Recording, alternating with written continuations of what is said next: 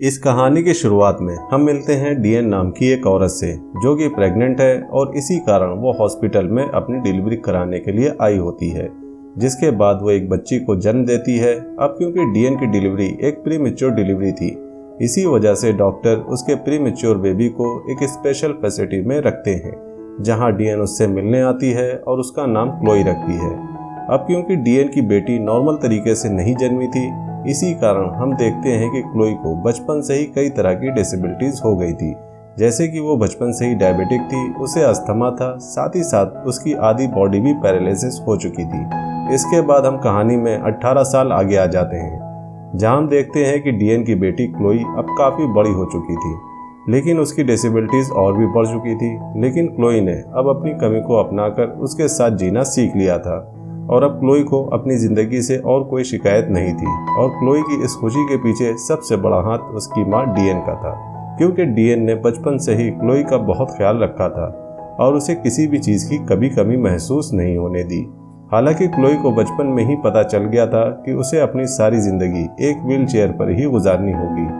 लेकिन इसके बावजूद भी वो अपनी ज़िंदगी में खुश थी और साथ ही साथ अब उसे हर रोज़ अलग अलग तरह की दवाइयाँ खाने की आदत भी पड़ चुकी थी। इसके बाद हम देखते हैं कि क्लोई को बचपन से ही साइंस और टेक्नोलॉजी में बड़ा इंटरेस्ट था, साथ ही उसका पढ़ाई लिखाई में भी बहुत मन लगता था। लेकिन अब क्योंकि क्लोई बचपन से ही डिसेबल थी, इसीलिए उसकी माँ डीएन ने बचपन से ही होम स्कूलिंग करवाई थी। लेकिन अब बड़े होने के बाद क्लोई का भी कॉलेज जाने का बहुत मन था, इसलिए उसने कई सारी यूनिवर्सिटीज़ में अप्लाई भी कर रखा था, जिसके रिजल्ट का वो बेसब्री से इंतज़ार कर रही थी। लेकिन जब आखिर में कोई जवाब नहीं आता है तो वो काफ़ी मायूस हो जाती है। इसके बाद हम देखते हैं कि जब एक दिन क्लोई अपनी मॉम के बैग से चॉकलेट ले रही थी, तभी उसकी नज़र एक जगह ग्रीन और वाइट कलर की टैबलेट पर पड़ती है और जिस बॉक्स में वो टैबलेट रखी हुई थी उसमें उसकी माँ डीएन का नाम लिखा हुआ था। अब ये देखकर क्लोई को बड़ा अजीब लगता है, क्योंकि अक्सर दवाइयाँ पेशेंट के नाम पर ही ली जाती हैं और यहाँ तक कि दूसरे के नाम पर कोई भी दवाई लेना इलीगल माना जाता है। अब क्लोई के मन में यह शक पैदा होने लगा था, क्योंकि उस घर में तो सिर्फ वही एक पेशेंट थी। इसके बाद जब क्लोई अपनी माँ से इस बारे में पूछती है, तब डीएन उसकी बात को टालने की कोशिश करती है और उसे बताती है कि शायद गलती से उसका नाम वहाँ प्रिंट हो गया होगा। जिसके बाद डीएन रात को वही टैबलेट क्लोई को खिला देती है। इसके बाद अगले दिन की सुबह होती है और अब क्लोई का शक और भी बढ़ता जा रहा था, जिसके बाद वो अपनी माँ से छुपते हुए उसी टैबलेट का एक और बॉक्स चेक करती है, जिससे उसे पता लगता है कि उस टैबलेट का नाम ड्राई ऑक्सिन था। और जब वो उस बॉक्स पर लिखा हुआ नाम चेक करती है, तब उसे वहाँ पर अपना ही नाम दिखाई देता है। लेकिन जैसे ही वो उस चिट को बॉक्स के ऊपर से छुड़ाती है, तभी उसे फिर से वहाँ उसकी माँ का नाम दिखाई दे जाता है। अब ये देखकर क्लोई बहुत टेंशन में आ जाती है कि आखिर ये कौन सी दवाई है जो वो इतने सालों से खा रही थी, लेकिन फिर भी हर दवाई के बॉक्स पर उसकी माँ का ही नाम लिखा हुआ था। और इसी शक के चलते अब जब रात को डीएन फिर से क्लोई को दवाई देने आती है, तब क्लोई उसके सामने दवाई खाने का नाटक करती है और असल में अब वो उस दवाई को खाना बंद कर देती है और इस चीज़ के पीछे पड़ जाती है कि आखिर वो दवाई काम क्या करती है। तभी आधी रात को क्लोई चुपके से अपने कंप्यूटर पर इंटरनेट की मदद से उस दवाई के बारे में सर्च करने की कोशिश करती है, लेकिन तभी वो देखती है कि आज अचानक से इंटरनेट बंद हो चुका है। लेकिन वो ये नहीं जानती थी कि उसे ये सब करते हुए डीएन देख रही थी और उसने जानबूझकर इंटरनेट बंद कर दिया था। लेकिन उधर क्लोई भी इस बात की जड़ तक जाए बिना कहाँ मानने वाली थी। तभी अगले दिन जब डीएन गार्डन में पौधों को पानी दे रही थी, तभी वो एक अनजान नंबर पर एक अनजान आदमी को कॉल मिलाती है, क्योंकि क्लोई जानती थी कि अगर उसने किसी जान पहचान वाले इंसान को कॉल लगाया तो उसकी माँ को इस बारे में पता चल जाएगा। इसीलिए क्लोई एक अनजान आदमी को कॉल मिलाती है और जब एक आदमी उसका कॉल उठाता है, तब क्लोई उससे रिक्वेस्ट करती है कि वो गूगल पर सर्च करके ये बताए कि आखिर ट्राई ऑक्सिन नाम की दवाई किस चीज़ के लिए इस्तेमाल में आती है। जिसके थोड़ी देर बाद वो इंसान उसे बताता है कि ट्राई ऑक्सिन एक रेड कलर की पिल होती है जो हार्ट कंडीशन या हार्ट फेलियर के लिए इस्तेमाल में आती है। अब क्लोई को उस आदमी की ये बात सुनकर और भी ज़्यादा शौक लगता है, क्योंकि उसकी पिल तो ग्रीन कलर की थी,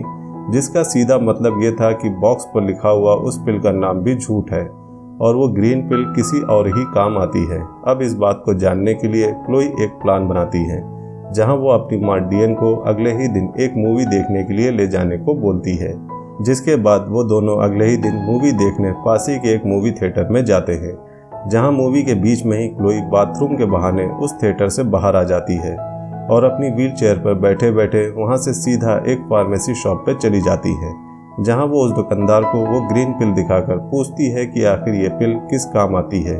और ये वही फार्मेसी थी जहां से क्लोई की माँ डीएन उसके लिए सारी दवाइयाँ लेकर जाती है, इसलिए वो दुकानदार क्लोई को देखते ही पहचान जाती है। इसके बाद चेक करने पर वो औरत क्लोई को बताती है ये पिल एक मसल्स रिलैक्सेशन मेडिसिन है जो कि कुत्तों के लिए काम में आती है। तभी वहाँ एकदम से डीएन आ जाती है, जिसके बाद डीएन को अपनी तरफ आता देख क्लोई हड़बड़ी में उस औरत से पूछती है कि क्या होगा अगर कोई इंसान इस पिल को खा ले, तो जिसके बाद वो औरत उसे बताती है कि शायद उस इंसान की टांगें सुन पड़ जाएंगी और फिर वो इंसान चल फिर नहीं पाएगा। ये सब सुनकर क्लोई को एकदम से पैनिक अटैक आने लगता है, क्योंकि ये बात सुनकर उसे बहुत धक्का लगा था कि उसकी माँ उसे इतने सालों से एक कुत्ते की दवाई खिला रही थी और शायद यही वजह थी कि आज तक वो कभी अपने पैरों पर चल नहीं पाई। तभी डीएन वहाँ आकर उसे एक बेहोशी का इंजेक्शन दे देती है, जिसके बाद वो क्लोई को बेहोशी की हालत में अपने साथ वापस घर ले जाती है। अब घर पहुंचकर डीएन क्लोई को उसके रूम में लॉक कर देती है, जिसके बाद वो फार्मिस्ट को फ़ोन करके उससे माफ़ी मांगती है और उससे झूठ बोलती है कि क्लोई की डॉक्टर ने हाल ही में उसकी दवाइयाँ चेंज की है, शायद इसी वजह से वो ऐसा बर्ताव कर रही है। इसके बाद डीएन घर को लॉक करके कुछ सामान लेने बाहर चली जाती है और पीछे घर में जब क्लोई की नींद खुलती है तब उसे पता चलता है कि वो कमरे में बंद है, और जब वो अपने दरवाजे को खोलने की कोशिश करती है तब उसे पता चलता है कि उसकी माँ ने दरवाज़ा पूरी तरह से जाम कर दिया है ताकि वो अपने कमरे से बाहर ना जा सके। इसके बाद क्लोई वहाँ से निकलने का फैसला करती है और इसके लिए वो अपने कमरे की खिड़की खोलकर अपने घर की छत से होते हुए किसी तरह एक दूसरे कमरे की खिड़की तक पहुँचती है। अब क्योंकि क्लोई की टांगें पैरालाइज थीं, इसलिए उसे ये काम करने में और भी ज़्यादा तकलीफ हो रही थी। खैर कुछ देर जद्दोजहद करने के बाद वो किसी तरह घर की दूसरी खिड़की से होते हुए अपने कमरे से बाहर आ जाती है, लेकिन तभी उसे एकदम से अस्थमा का अटैक आने लगता है,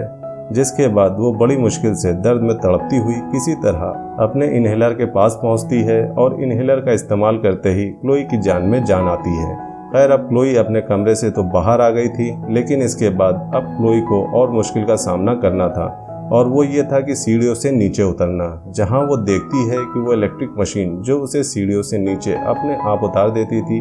डीएन ने उसे भी बंद कर रखा था ताकि वो नीचे ना आ सके। जिसके बाद मजबूर होकर क्लोई अपनी व्हील चेयर के साथ नीचे कूद जाती है, जिसकी वजह से क्लोई को कुछ छोटी मोटी चोटों का सामना भी करना पड़ता है। लेकिन तभी क्लोई देखती है कि इतने सालों में पहली बार वो अपने पैरों को महसूस कर पा रही थी और अपने पैरों की उंगलियों को हिला पा रही थी, और ऐसा सिर्फ इसलिए हो रहा था क्योंकि पिछले कुछ समय से क्लोई ने अपनी माँ की दी हुई उस ग्रीन पिल को खाना बंद कर दिया था। इसके बाद क्लोई अपनी व्हील चेयर पर बैठकर उस घर से बाहर निकल जाती है, जहां रास्ते में उसे एक पोस्टमैन मिलता है, जिसके बाद वो उस पोस्टमैन को अपने साथ हो रही सारी घटना के बारे में बताती है और साथ ही साथ उसे तुरंत पुलिस स्टेशन ले चलने के लिए भी कहती है। लेकिन तभी वहां पीछे से डीएन आ जाती है, जिसके बाद वो किसी तरह उस पोस्टमैन को मनाने की कोशिश करती है,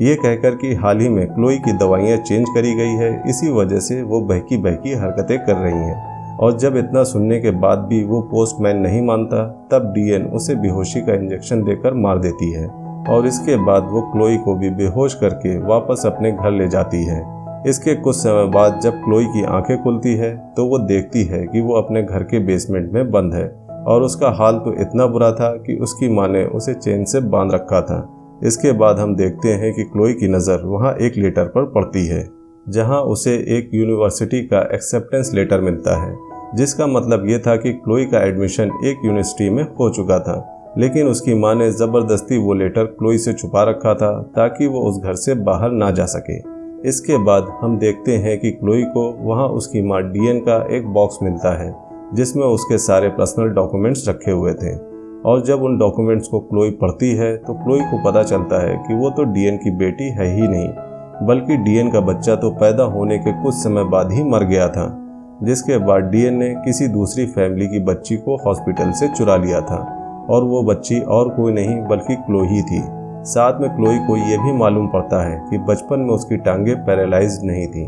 लेकिन डीएन ने ज़बरदस्ती उसे गलत दवाइयाँ देकर उसकी टांगें किसी काम के लायक नहीं छोड़ी। तभी वहाँ अचानक से डीएन आ जाती है, जिसके बाद क्लोई उसे बताती है कि उसे डीएन की सारी सच्चाई का पता चल गया है कि ना तो वो उसकी माँ है और ना ही क्लोई उसकी बेटी है। जिसके बाद हम देखते हैं कि डीएन क्लोई की सारी याददाश्त मिटाने के लिए एक केमिकल बनाने लगती है, जिसके बाद वो उस केमिकल को एक सिरिंज में डालती है। लेकिन तभी डीएन से दूर जाकर क्लोई जहर की बोतल से जहर पी लेती है, क्योंकि क्लोई जानती थी कि इसके बाद डीएन को उसे हॉस्पिटल ले जाना ही होगा, और ऐसा ही होता है। डीएन क्लोई को हॉस्पिटल लेकर जाती है, जहां डॉक्टर क्लोई के पेट से सभी केमिकल्स को बाहर निकाल देते हैं। लेकिन अब क्योंकि डॉक्टर इस घटना को एक सुसाइड केस की तरह देख रहे थे, इसलिए वो डीएन को बताते हैं कि कुछ दिन की जांच पड़ताल पूरी होने के बाद ही वो क्लोई को वहां से ले जा सकती है। इसके बाद जब क्लोई की आंखें खुलती है तो वो अपने सामने खड़ी एक नर्स से मिलती है, जिसके बाद वो नर्स से इशारे में एक पेन पेपर मांगती है, क्योंकि क्लोई उस समय कुछ बोल नहीं पा रही थी। लेकिन जैसे ही वो नर्स उसे लिखने के लिए एक पेन और पेपर देती है, तभी वहाँ एकदम से इमरजेंसी अलार्म बजना शुरू हो जाता है।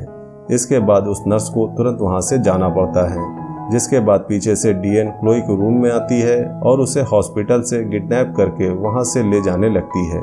वहीं दूसरी ओर जब नर्स वापस क्लोई के पास जाती है तो वहाँ उसे क्लोई तो नहीं मिलती, पर उसका लिखा हुआ एक पेपर मिल जाता है जिस पर मॉम लिखा हुआ था। ये देखते ही वो नर्स सब कुछ समझ जाती है और पुलिस को आगाह कर देती है। उधर हम देखते हैं कि चलते चलते क्लोई की व्हीलचेयर एकदम से रुक जाती है, और तब डीएन को पता चलता है कि क्लोई के पैर अब कुछ काम करने लगे थे। तभी एकदम से वहाँ पुलिस आ जाती है और डीएन के हाथ में बंदूक देखकर उसे शूट कर देती है। इसके बाद हम इस कहानी में 7 साल आगे आ जाते हैं, जहां हम देखते हैं कि क्लोई अब कुछ दूरी तक बिना किसी सहारे के चल सकती थी। साथ ही अब उसकी शादी हो चुकी थी और उसका एक एनी नाम का बच्चा भी था, और साथ ही साथ उसने अपने असली पेरेंट्स को भी ढूंढ लिया था। खैर, अब क्लोई एक दिन एक करेक्शन फैसिलिटी में जाती है जहां डीएन को रखा गया था, जिसके बाद क्लोई उसे जाकर अपनी ज़िंदगी की सारी बातें बताती हैं। तभी आखिर में हम देखते हैं कि क्लोई अपने मुंह में छुपाकर वही ग्रीन पिल्स लाई थी जो उसकी माँ कभी उसे दिया करती थी। बचपन से उसकी माँ डीएन ने उसके साथ बहुत बुरा किया था और अब बारी क्लोई की थी। तो ये थी रन फिल्म की सारी कहानी। आपको ये कहानी कैसी लगी हमें कमेंट्स में ज़रूर बताइएगा। अगर मूवी का एक्सप्लेनेशन पसंद आया हो तो वीडियो को लाइक करिएगा और चैनल को सपोर्ट करने के लिए सब्सक्राइब करिएगा, ताकि हम आपके लिए ऐसे ही इंटरेस्टिंग मूवीज़ के एक्सप्लेनेशन लाते रहें। मिलते हैं नेक्स्ट मूवी एक्सप्लेनेशन वीडियो में, तब तक के लिए बाय बाय।